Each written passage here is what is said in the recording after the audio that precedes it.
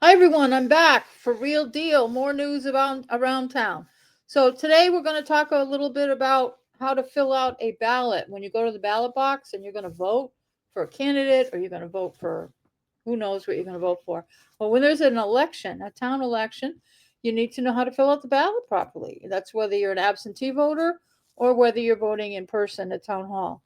So I've asked Jess Fenioli, who's our assistant town clerk, to give us a little bit of information about how to properly do that.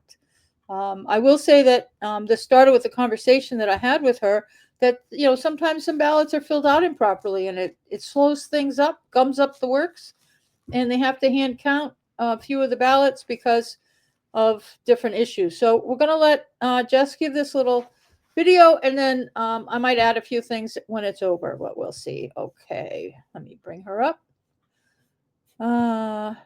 Yeah, how's that? Hi, this is Jess Funioli here. I am the Assistant Town Clerk for the town of Townsend, Massachusetts, and I will be showing you how to properly fill out a Massachusetts ballot. So we have a special town election coming up on November 16th, 2024. And this is an early or / absentee ballot we have here. We've already spoiled it just for demonstration purposes only. And I will show you how to fill this out. So when you're at home, if you receive ballots through the mail early, you always want to use just a regular black ballpoint pen. You do not want to use black Sharpie or pencil or other colored pens. You want to use a black pen, and if you show up the day of the election to vote, the pens will be provided for you in the booth. So all you have to do is this right here says vote for one here and vote for one here. So what you want to do is I'm going to back up a little. I'm not going to rewind the tape, but a few moments ago she mentioned to use a black ballpoint pen. That's important because if you use a Sharpie, well, the machine doesn't read pencil at all. It doesn't read blue ink very well. It needs to be a black ballpoint. She did briefly mention not to use a Sharpie.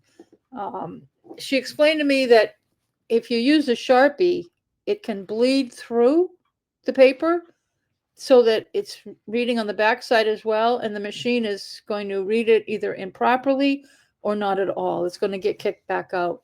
And it can sometimes, it's wet. The Sharpie ink is wet, and sometimes it can actually put a hole in the paper.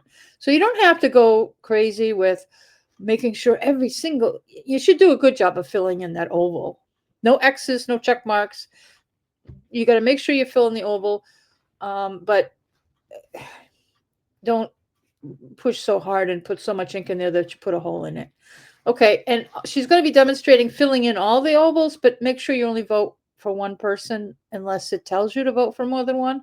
But I'm going to let her tell you all that, so I'm going to shut up. Okay, here you go. if you want this person as your candidate, you fill in the circle completely just like that. You do not put a check mark. You do not put any type of slash. You don't circle the answer. You just fill in your circle just like that. Now, obviously, this will be an overvoted ballot because you're only supposed to vote for one, but this is for demonstration purposes only. So if you want this person over here, you would fill in the circle right there. If you want this person over here, you would fill in the circle right there. If you don't want either one of these people and you want to do a write-in, you can simply write in that person's name.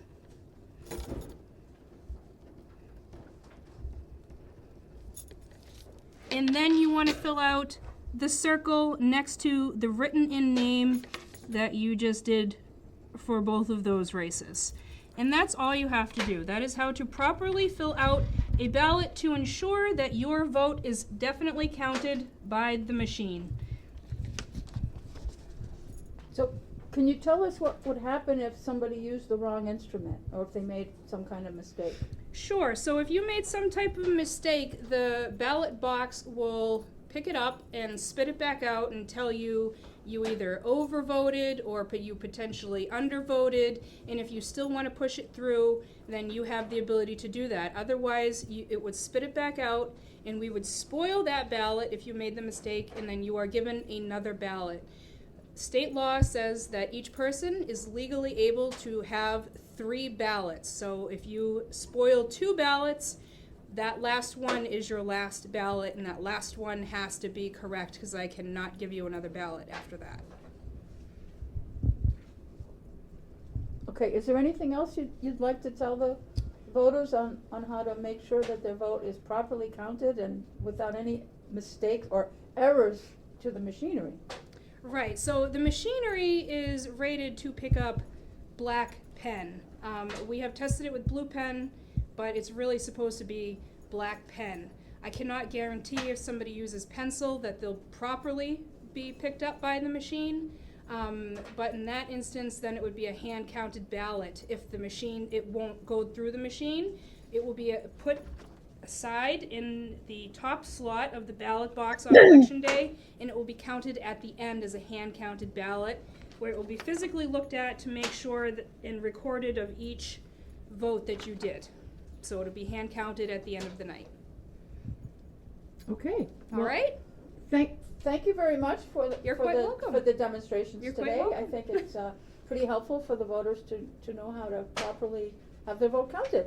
And thank you for coming in and having me do this video for you. Great. I appreciate that. Thanks. Hi. Okay, we don't want to wash it again. Okay, so yes, this is important stuff. Make sure our ballots are properly counted. We have to. It's up to us in a lot of ways to get the ballots filled out properly, and sometimes it's easy to blame the machinery and every other thing going on, and a lot of fear out there about election misdeeds. And I trust that our town clerk's office is doing a good job of making sure our votes count and everything works. But some of these issues, if you're from Townsend, you remember that not that long ago, I can't remember which month it was, that we had the election for the override. We've had special town meetings all over the place this year, but we had to have a recount. The election was so close on the override. First, it actually passed by 1 vote, and then somebody asked for a recount.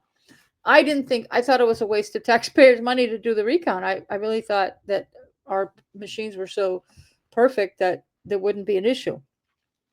But sometimes there can be an issue. There is, I guess, a margin of error of some kind that you can have a couple of votes go off, especially because of all these filling out the ballot errors. And that's exactly what happened. I asked Kathy and Jess how that happened, and they said that was because of the instrument used, which is why we went with this video. I was off camera when I was talking to them about this, but they did tell me that some of the ballots that weren't counted, they popped up, they showed up when they did the hand recount on the override this past year, and it was pencil. Some people had filled out their ballots in pencil, or some other or they did a check mark or something. So I think somebody circled the answer and they didn't count. So when it went through the machines, it didn't count, and the machine took the ballots apparently, but didn't register. So for this reason, it's really important to make sure we use the right instrument. And here's my personal opinion. A lot of times we'll have ballots where there's 100 votes different or 50 votes different between people, and if a couple are miscounted, I don't want to say this doesn't matter. I mean, it does matter to us to make sure all of our votes are counted properly. But when there's 1 or 2 because somebody used a pencil, the machine won't necessarily pick it up perfectly. And when you have a 50 vote spread, it's not going to make an impact. But when we have a close election like this, it does. And this is not the first election we've had where the vote's been this close. Remember when the original state rep race, when Andrew Shepherd and Margaret Scarsdale were running the first time, it was a close vote like this, and the whole district, the whole area It was that close. And there were recounts all over the place, and lawsuits were filed. And so it is important to make sure we use a black pen. If you don't have one at home, and this is at any time, not just, we have an election tomorrow. If you've had an absentee ballot, you've already voted, I'm sure. But if you're coming in tomorrow, don't bring your own pen. Leave it at home, leave it in your pocket. Use the pen that's provided. They leave plenty of pens in the voting box. If they don't work, try another one. If they still don't work, step out and ask somebody, one of the people working the voting thing, to give you a pen. And they'll make sure you have the right pen. Don't use Sharpies, don't use pencils, don't use blue pens. Use what's provided, and your vote will count. If you make a mistake on your ballot, you can say, oh, I screwed it up, and you can just go to one of the people and they'll give you another one. You don't have to say, oh, it's not going to count, and not, or be too embarrassed. It happens. People do make mistakes. I made a mistake once. Said, oh, what have I done? And I had to go out and give me another ballot. And it happens. It happens to all of us once in a while, and it can happen to you. But all you got to do is get another ballot. But I just wanted to put this video out just to make sure, just to help out our town clerk's office, because I want to make sure the votes count. And we have an election tomorrow.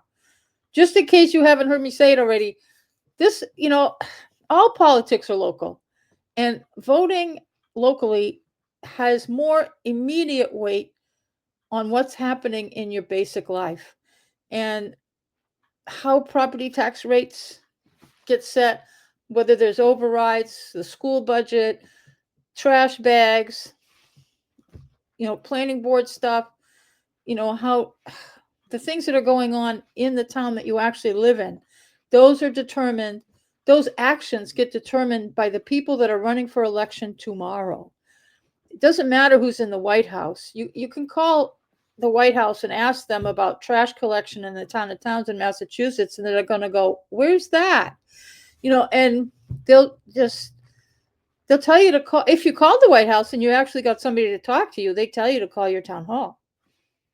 And if you don't like the answer you get at town hall, it's because you didn't vote. So please vote locally. Vote for the selectmen running tomorrow. If you voted for president just a couple weeks ago, I want to see you at town hall Saturday, November 16th.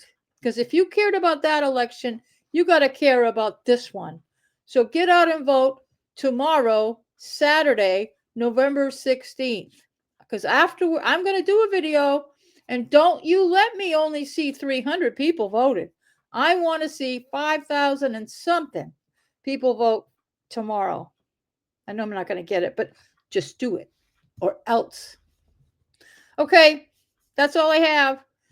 Make sure you use the right pen when you fill out the ballots. Okay, talk to you later.